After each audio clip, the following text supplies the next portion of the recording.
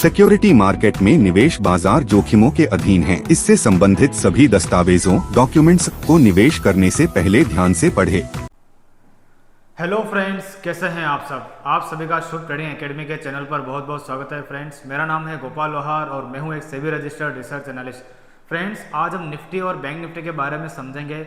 आज का जो मेरा वीडियो है कल अपलोड करने वाला था, लेकिन मैंने कल वीडियो अपलोड नहीं किया क्योंकि मैं आज का मार्केट एक बार देखना चाहता था कि बाजार वाकई में 24,000 के आसपास सपोर्ट ले रहा है या नहीं ले रहा है। इसीलिए, और मेरे को बैंक निफ्टी में भी थोड़ा बहुत देखना था, मेरी एनालिसिस को वापस से देखना था, इसीलिए मैंने जो वीडियो है पोस्टपोन किया था कल, और मुझे कल टाइम भी नहीं मिला था इस वजह से। तो आज मैं वीडियो रिकॉर्ड कर रहा हूँ।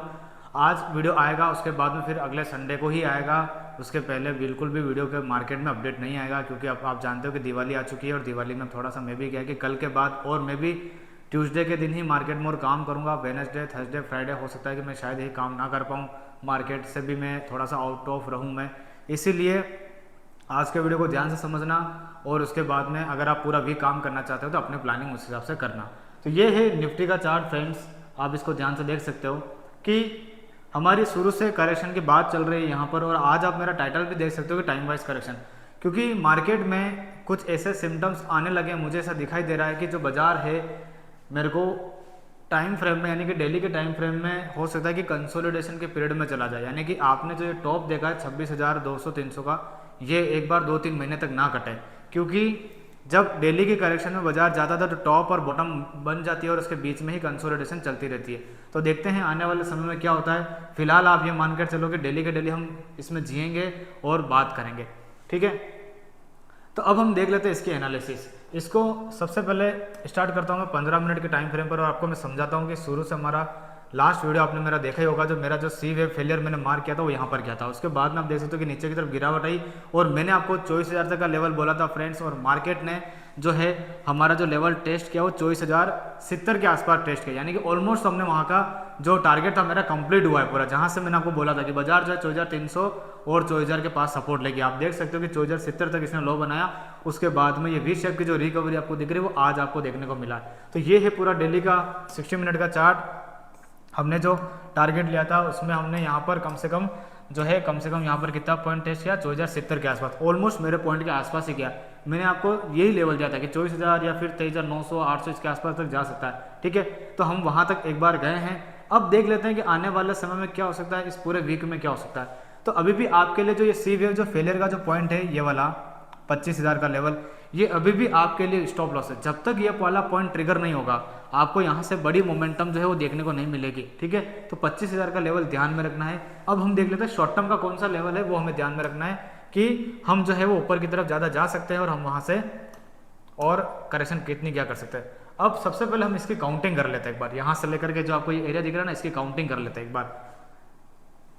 तो यहाँ से लेकर के हम ये जो गिरे हैं, इसकी काउंटिंग में अगर हम ध्यान से देखें तो फ्रेंड्स, यहाँ पर जो ये सी वेव जो फेलियर के बनने के बाद यहाँ से हम सी वेव की तरफ जो नीचे आया, यहाँ पर हमने एक 1 बनाया, यहाँ पर आप देख सकते हो, यहाँ पर हम सेकंड बनाया, ये पूरी गिरावट इसकी थर्ड है। यहाँ पर इसने हमने 4th बनाया, ये 5th बनाया, ये 6th बनाया, और ये 7th बनाया, ठीक है। तो यानी कि 7 वेव में हम नीचे की तरफ गिरते हुए आए, ठीक है। तो यानी करेक्शन जो है वो 7 वेव के आसपास ही आती है। 3+1+3 करके से चलता रहता है। तो 7 के आसपास हमने यहाँ से नीचे की तरफ फॉल किया है। अब हम आज के दिन देखते हैं क्या हुआ है। आज अगर आप ध्यान से देखोगे तो यहाँ से जो हमने लास्ट वाला जो फॉल यहाँ से किया है, यहाँ से जो फॉल था, इसका पॉइंट मैं एक बार देख लेता हूँ क्या आ रहा है, 24,433। तो आज हमने इसको 100% रिट्रेसमेंट कर लिया, यानी कि ऊपर से लास्ट वाला जो गिरावट था उसको हमने 100% रिट्रेसमेंट की है। तो इसका मतलब हम बाउंस बैक लेने के लिए रेडी हो चुके हैं।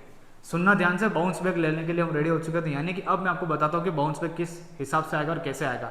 यानी कि अब आप एक बार आने वाले 2-3 दिन तक के लिए आप 24,070 को स्टॉप लॉस मान सकते हो, ठीक है।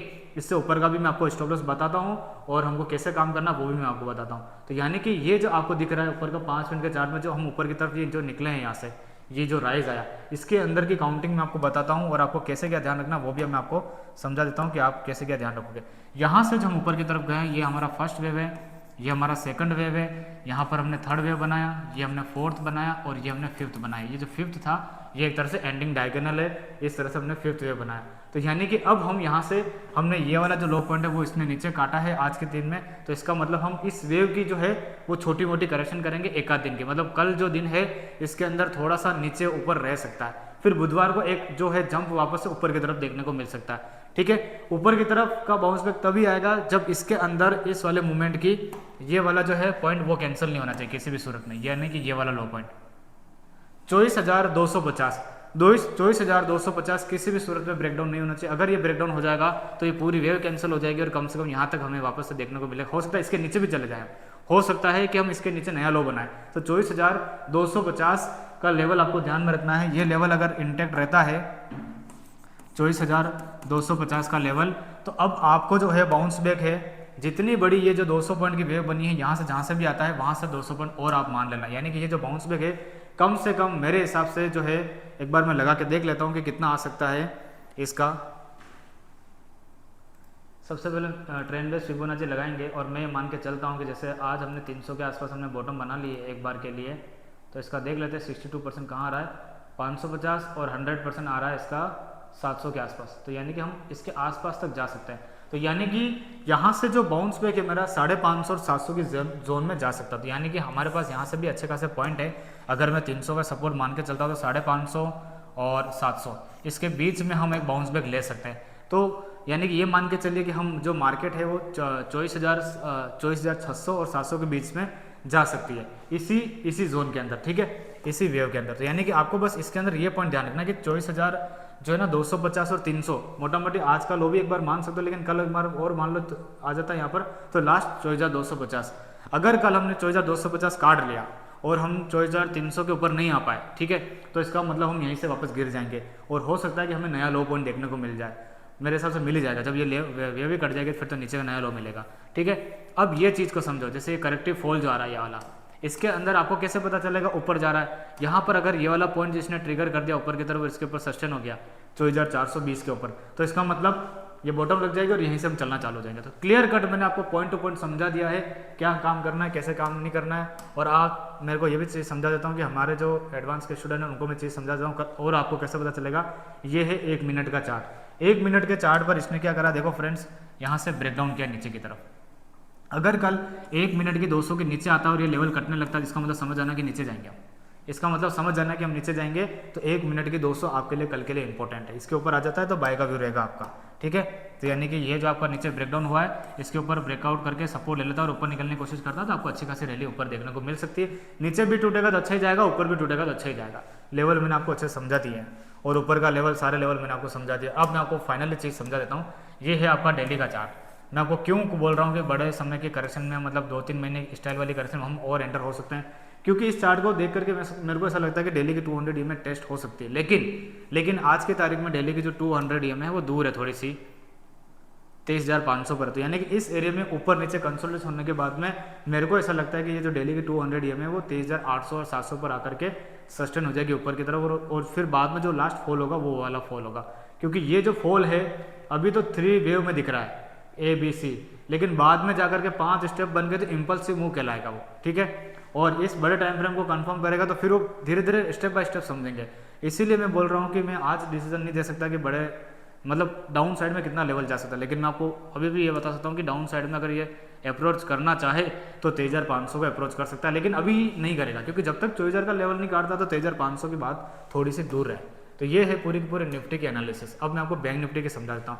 बैंक निफ्टी में फ्रेंड्स मैंने आपको वीडियो बनाकर एक शॉर्ट्स रील भी बताया था कि मैंने आपको समझाया था कि अगर 51,000 का लेवल टूटेगा तो हम 50,000 के लेवल तक जाएंगे और 49,600 के आसपास जाएंगे, जो कि मेरा डेली का 200 EMA था। यहाँ पर आप देख सकते हो कि इसके अंदर किस कदर से उस दिन सेलिंग आई थी। 1,000 पॉइंट हम पूरे के पूरे नेगेटिव टूटे थे और मैंने जहाँ से आपको बताया वहीं से टूटे थे। मैंने क्लियर कट बोला था कि टाइम वाइज करेक्शन मेरी पूरी हो चुकी है, अब जो टूटेगा वो स्पीड से टूटेगा, सेलिंग भी स्पीड से आएगी।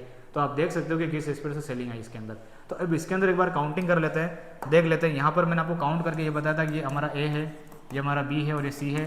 तो यानी कि यहाँ से हम जो गिरेंगे नीचे की तरफ स्पीड से गिरेंगे। अब इसके अंदर आप चीज़ समझते हैं क्या हुआ इसके अंदर।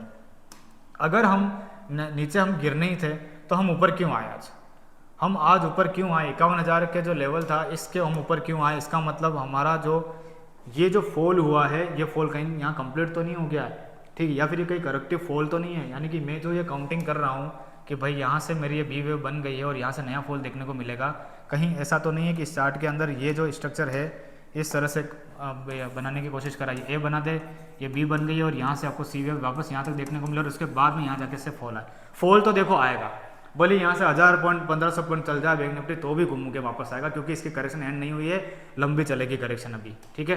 क्योंकि इसको भी डेली के 200 ईएमए के पास जाना है। मैं आपको दिखा देता हूँ चार्ट लगा करके। तो डेली के 200 जो ईएमए है वो आज की तारीख में यहाँ पर आ रही है। जब तक यहाँ पर टेस्टिंग नहीं होगी करेक्शन एंड नहीं है। बली से यहाँ से ये ऊपर चला जाए, यहाँ से घूम के आएगा, ठीक है। इसलिए स्टेप बाय स्टेप चलेंगे, कहाँ से क्या करना है काउंटिंग वो देखते रहेंगे। तो इसकी एक बार काउंटिंग कर लेता हूँ, मैं आपको समझा देता हूँ कि इसके अंदर क्या हुआ है। फ्रेंड्स इसके अंदर जब ये नीचे की तरफ गिर रहा था यहाँ पर, इसने इसको ना 100% रिट्रेसमेंट जो है ना कम समय में नहीं किया, ये वाला जो फॉल, इसका मतलब कहीं ना कहीं करेक्टिव फॉल है। तो करेक्टिव फॉल है तो इसको एक बार देख लेते हैं, ये ए बी सी का नेचर है, ठीक है। तो इसका मतलब अब आपके लिए एक पॉइंट बता रहा हूँ वो ध्यान रखना कि इम्पल्स में इसने पैटर्न कंफर्म तो नहीं किया, यानी कि ये ऊपर की तरफ जो जा रहा है ये भी करेक्टिव राइज ही है, यानी कि पलट के तो नीचे आएगा, ये बात तो कंफर्म है, क्योंकि इसने शॉर्ट टर्म में यहाँ पर कंफर्म किया, लेकिन ये वाला लेवल अभी भी कंफर्म नहीं किया और इसके पास एक ही दिन था कंफर्म करने के लिए। तो इसका मतलब अब ऊपर जो भी जाएगा वो करेक्टिव राइज ही होगा।